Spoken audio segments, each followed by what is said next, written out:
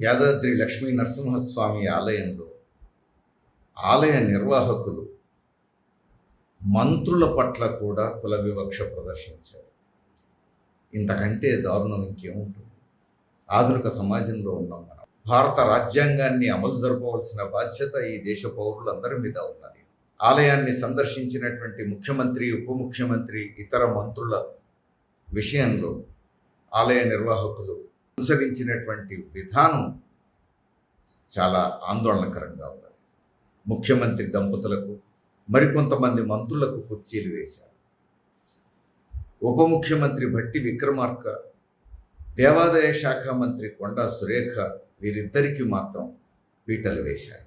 ఇదేం పద్ధతి? భట్టి విక్రమార్క దళిత నేపథ్యం నుంచి వచ్చిన మంత్రి, మనందరికీ తెలుసు. కొండా సురేఖ వెనుకబడిన తరగతులకు చెందినటువంటి వ్యక్తి, మనందరికీ తెలుసు.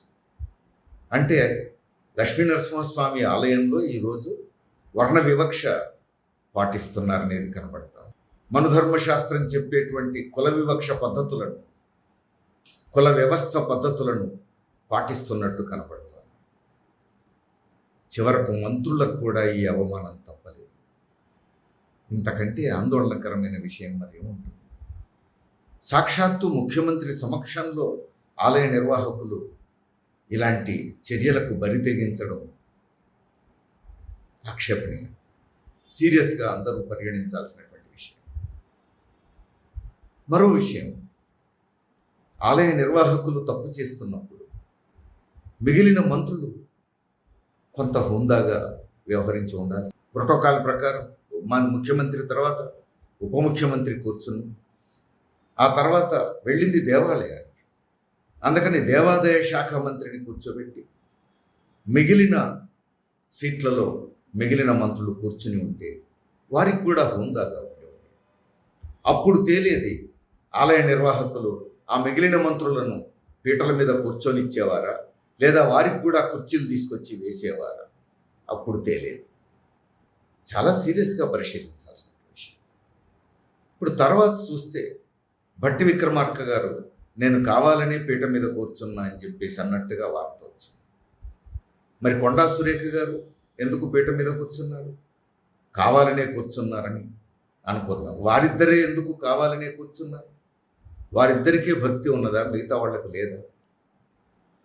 ఇదంతా కూడా సర్దుబాటు చేయడం కోసం చెప్పే మాట తప్ప అది వాస్తవం కాదని ఎవరికైనా అర్థమయ్యే విషయం. నాకు వివక్ష చూపించారు అని ఉప ముఖ్యమంత్రి స్థాయిలో భట్టి విక్రమార్క గారు చెప్పడం ఇబ్బందికరం. తన మంత్రివర్గానికి, తన ప్రభుత్వానికి ఇబ్బందికరం. అందుకని తాను చెప్పడానికి సిద్ధపడకపోవచ్చు. కొండా సురేఖ గారి విషయం కూడా అంతే. కానీ ఇది ఏ సంకేతాలు ఇస్తున్నది రాష్ట్ర ప్రజానీకానికి? ఒకవైపు దేశంలో బీజేపీ మనువాద సంస్కృతిని పునరుద్ధరించే ప్రయత్నం చేస్తున్నది, కుల వ్యవస్థను బలోపేతం చేసే ప్రయత్నం చేస్తున్నది. దాన్ని ఎదుర్కోవలసినటువంటి స్థితిలో మిగతా రాజకీయ పక్షాలు ఉన్నాయి. సాధారణ ప్రజలు కూడా ఈ వివక్షకు వ్యతిరేకంగా ప్రజాస్వామ్య విలువల కోసం పోరాడవలసినటువంటి సందర్భం ఇది. ఇలాంటి సమయంలో సాక్షాత్తు ముఖ్యమంత్రి, ఉప ముఖ్యమంత్రి, మరికొంతమంది మంత్రులతో కలిసి ఒక ఆలయం సందర్శించిన సమయంలో ఆలయ నిర్వాహకులు ఇంత బరి తెగించి వివక్షను పాటించడం అంటే ఎక్కడి నుంచి వచ్చింది వాళ్ళకి ధైర్యం?